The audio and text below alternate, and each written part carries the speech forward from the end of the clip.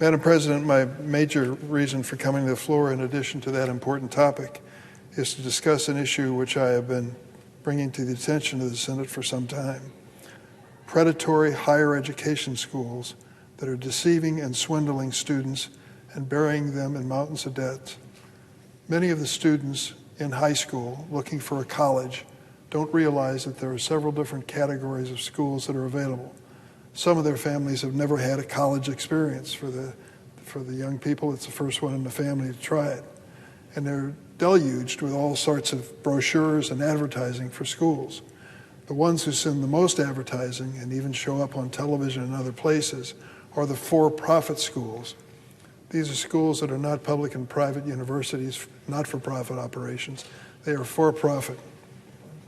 They are called for-profit, and they enroll 8% of all American college students. Remember that number. 8% of American college students go to for-profit schools. They account for, those 8%, they account for 30% of all federal student loan defaults. Almost 4 times the number of defaults as the average college student. Why would those students going to for-profit colleges and universities default on their student loans at such a dramatically higher rate than the average college student?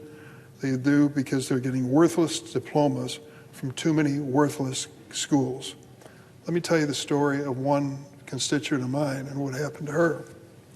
Jacqueline is from Carlisle, Illinois, a small town down in southern Illinois, and she was lured into attending a now defunct for-profit college known as Brooks Institute.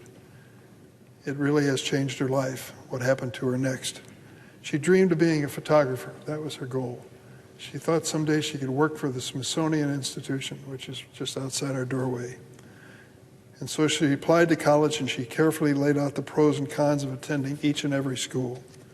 On her list was Brooks Institute in Santa Barbara, California, and it sounded like a perfect fit.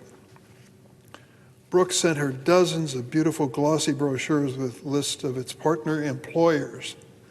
It boasted about its 10% acceptance rate at its school and its career services department that placed 89% of graduates. There was one thing that held Jacqueline back, the price tag, $50,000 for Brooks Institute in Santa Barbara, California, to teach her how to be a professional photographer.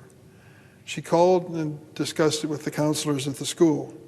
The admissions office reassured her that Brooks graduates earned a starting salary of $50,000, that salaries actually went up from there, and that Jacqueline easily would be able to pay off her loans within just a few years. Well, she was convinced. She signed up.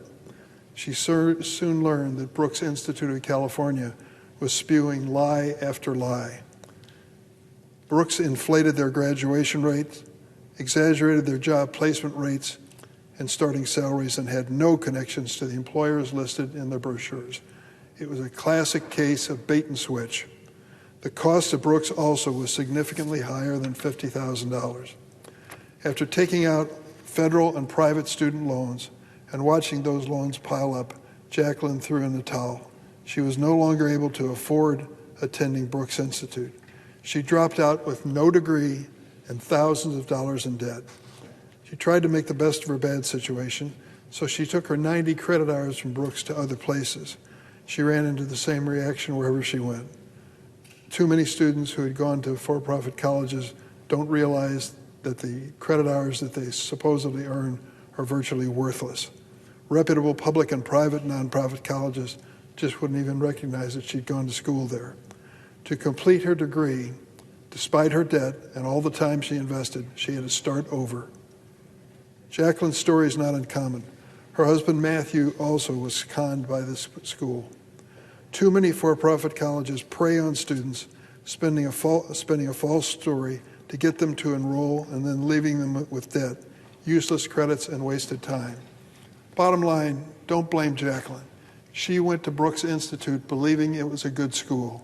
They told her lie after lie to convince her of that.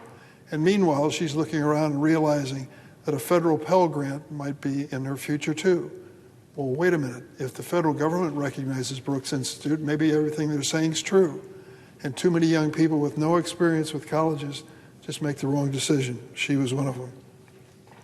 Now Jacqueline and her husband Matthew cannot qualify for ordinary loans that people turn to as they mature. A mortgage on a home, a car loan. Matthew's wages were garnished to pay back these loans to Brooks Institute, and they were forced to close their photography business, sell all their equipment, removing a second stream of income. The last chance of hope was to apply for something known as borrower defense through the U.S. Department of Education. The Biden administration has worked to discharge student loans through borrower defense for people like Jacqueline and Matthew who were defrauded by predatory for-profit colleges. Under the Biden administration, the department has discharged thousands of students' loans, more than $18.7 billion in loans for borrowers who intended some of the worst for-profit schools such as Corinthian Colleges, ITT Technical Institute, and Westwood College.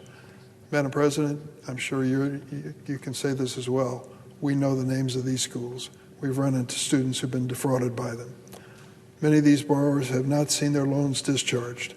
It is critical that the Biden administration, in the closing 7 weeks, discharge these loans as quickly as possible, as well as issue and process group borrower defense discharges for students who attended schools with documented fraud like Brooks Institute. And in the remaining days, the department must continue to process individual borrower defense applications. This would bring real relief for borrowers like Jacqueline and Matthew. Why is issuing and processing borrower defense discharges so urgent? Let me tell you. When President Trump was going through his first term, his education secretary was named Betsy DeVos. She all but stopped borrower defense applications for years. She called it a free money giveaway, and claims that they were processed sometimes saw no relief actually granted. Once the courts finally forced DeVos and the Trump administration in his first term to process borrower defense applications, the secretary created a factory system for denial.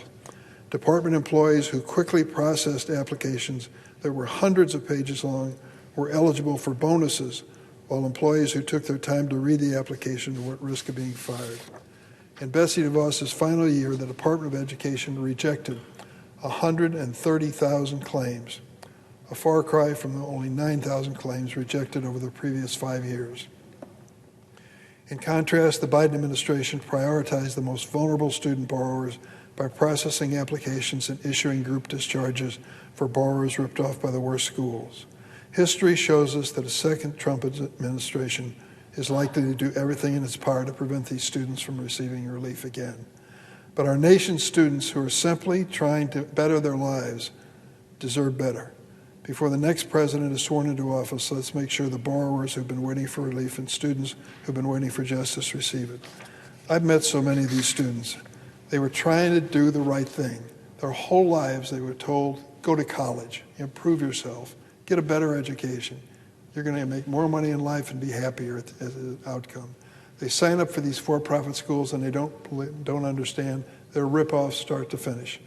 They look around and they see all these federal programs being invested in the schools and think, this must be a real college. I'm going to act like it is.